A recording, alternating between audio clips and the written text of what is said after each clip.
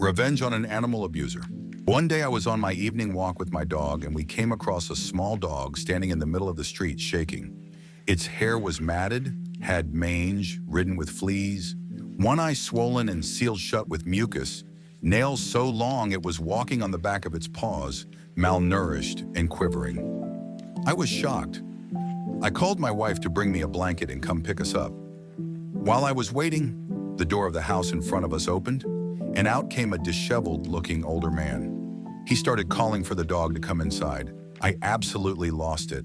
I screamed at him, asking if it was his dog, and he replied it was.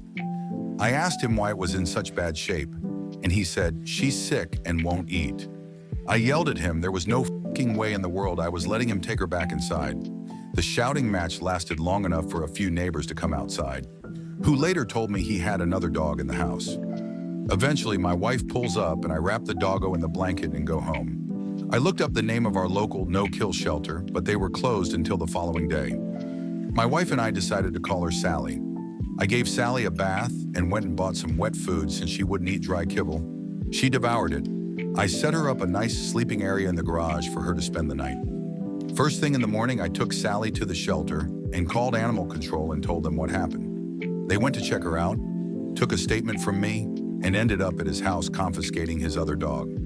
Unfortunately, Sally was put down due to the horrible shape it was in. She was also very old. Here's where the revenge begins. This old asshole's house was on the route I took to walk my dog twice a day. My dog liked to take a dump about 2 houses before we reached his. Perfect. Now I didn't need to carry bags of shit all the way back to my house. I started tossing them on his roof twice a day.